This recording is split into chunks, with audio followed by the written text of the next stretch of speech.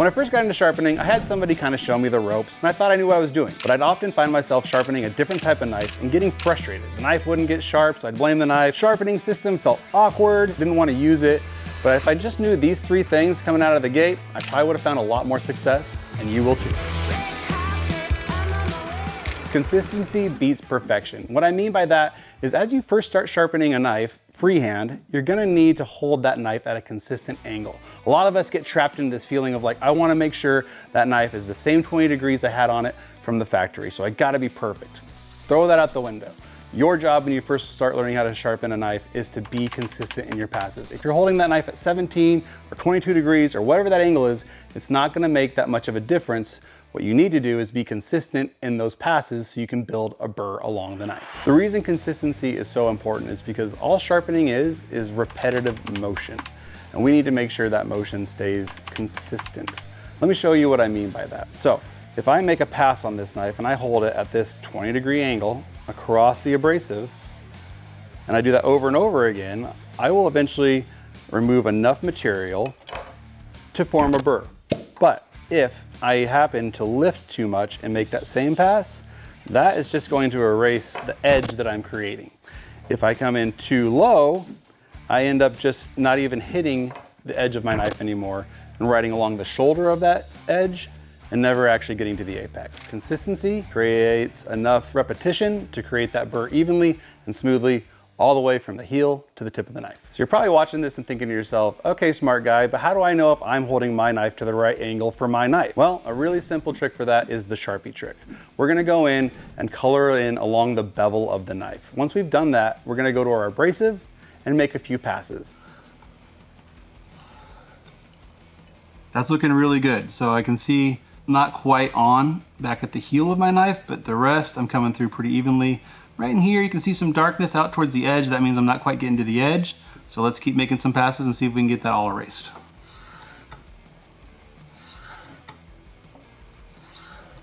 Definitely getting closer. Looks pretty good. I still feel like out towards the tip, I'm not quite getting it, so.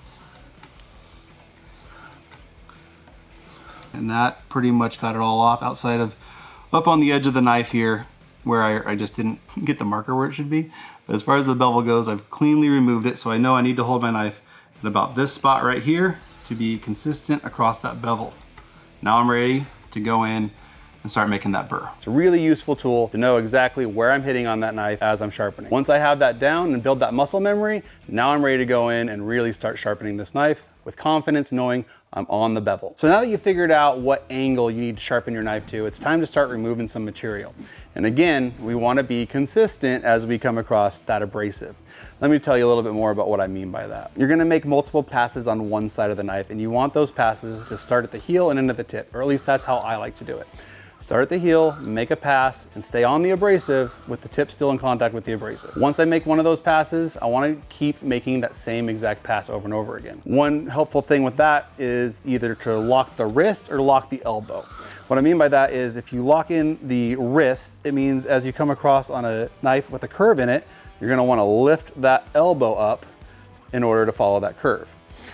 If you do it the opposite, like me, where you lock the elbow in and you use your wrist to follow that curvature, you want to lock the elbow in. The reason we do that is all we're trying to do is remove any variables that are going to cause inconsistency as we sharpen. So lock the wrist, lock the elbow, whatever works best for you, just be consistent. All right, guys, so you've been talking about all this consistency for so long. What's this all building up towards? Well, when you're sharpening your knife, what you're actually trying to do is remove enough material to form a burr. A burr forms as you keep removing that material. Eventually, you're gonna push some of that material over to the other side of the knife. And that's when you've reached the apex. If you don't reach the apex, you'll never bring those two sides of the knife together to make a new point. So, how do we know when we got there? The burr tells us we removed enough material to reach the apex. As we're making those passes, we wanna make sure that because they're consistent, that burr forms evenly from the heel to the tip of the knife. No burr, no sharp. So how do you know if you've got a burr on your knife? The easiest way to tell is to just feel for it. Make 4 or 5 passes on one side of the knife to try to build that burr up. And after you've made those passes, you're gonna reach to the opposite side and push down and away. You should feel your finger hang up on something like a small wire. A lot of times this gets called a wire burr, and that's the reason for it. You can actually feel that wire. If the burr's big enough, you can actually see that burr form on the knife as well if you've got a keen eye. But the best way to do it is to feel for it. Now there's a few things you want to keep in mind as you're sharpening. What kind of steel is on the knife that you're sharpening? If it's one of what the industry calls as a super steel, those are meant to have really good edge retention, which is great out in the field, not so great when it comes to sharpening because you have to do a lot more work to reach that apex. And oftentimes that burr is hard to detect. It's really small once it's finally formed. Other knives that can be difficult are thick choppers. The thicker the knife, the more material you have to go through to make that apex meet. So thicker knives can be tougher. Things that have crazy geometry, recurves, tontos, all more difficult than your typical knife, and things you want to consider. If you want an example of what a burr might look like, I've got this knife clamped up in the vise over here. It's kind of a cheaper knife with a softer steel. That'll usually show a burr pretty quickly. So if you look along the edge here, you can see that I can actually move that burr back and forth with my finger. And as I run it down and move it back and forth, I can actually feel it as well. So that's what a burr looks like. That's kind of what you're going for. And you want to make sure you've got that all the way from the heel to the tip of the knife. Now that you've got that bevel consistent on one side of the knife, now we've got to flip the knife and do all that work on the opposite side as well. So what we've done is we've taken this side of our bevel and moved it over, but this side still needs to come in to meet that point. So we're gonna do the same amount of work on the opposite side of the knife. What that means for you is if you're on a manual system, you're gonna have to make a different motion across that stone. Again, you're gonna wanna practice that motion to build that consistency. And then you wanna try to remember how many strokes you did on the first side. If it was 20, you wanna try and do 20 on this side too. The goal here is to create an even symmetrical bevel from heel to tip on your knife. Okay, so you've sharpened both sides of your knife and created a new apex. Congratulations, you just put a new edge on your knife. That thing will cut currently. However, we need to go through some grit progression to remove that burr completely or knock it off. So what do I mean when I say that? Abrasives come in a lot of different options, but typically here's a good rule of thumb. Coarse grits are great for raising a burr. In fact, they're your best friend when it comes to raising a burr. You want to be somewhere in that 220, 320 range, and that's really going to work well on diamond to raise a burr.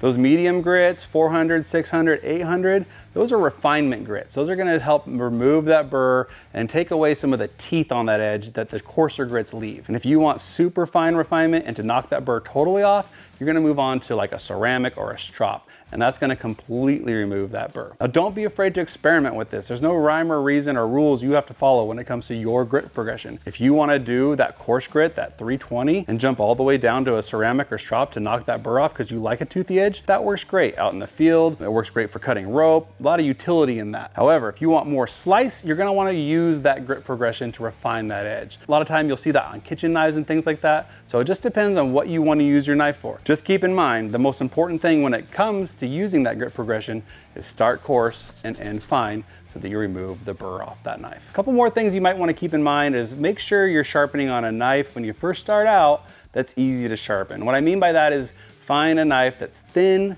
with cheap steel on it. The best way to find those is to go to a thrift store. You can buy a cheap kitchen knife for $2 or $3.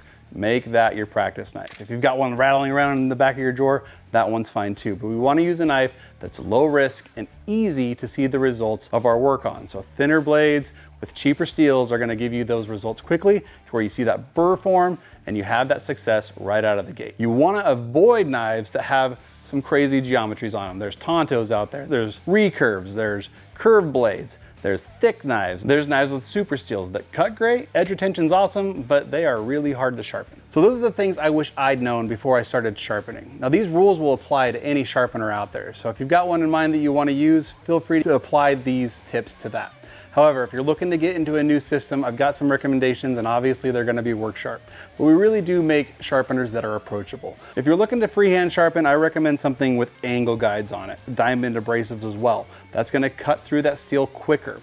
It may be tempting to go for something like a whetstone. We've all seen them, we're all familiar with what they are, but whetstones tend to come in as a fine abrasive, so it can take a long time to raise that burr and go through that progression. So if you're gonna use a whetstone, just know it's gonna take a lot longer. If you wanna eliminate some of that inconsistency, the best way to do that is to go to like a rod and clamp system. This is gonna remove any of that movement inconsistency, and all you have to do is focus on sharpening the knife. So it holds the angle for you, and you go ahead and make the abrasive do the work to sharpen that knife. If you want something faster or want to go to something with power, then you're going to be into something that uses discs or flexible belts or wheels. Our systems use flexible belt technology. These belts are just as good as our diamond stones. They can cut through pretty much any steel out there, so there's no concerns there. The thing you want to watch for with power is it just happens a lot faster. So you want to make sure before you power that machine on, everything's as it should be, and you're removing material where you want that material removed. We've also given you some premium abrasives. That coarse grit is going to cut great and build that burr quickly, and then you've got the extra abrasives to refine to your liking. Obviously, our sharpeners will work great for that. If you've got questions about them, drop them in the comments down below. Happy to answer those. If you guys found this video helpful, like, subscribe, you know what to do. Thanks for watching, guys.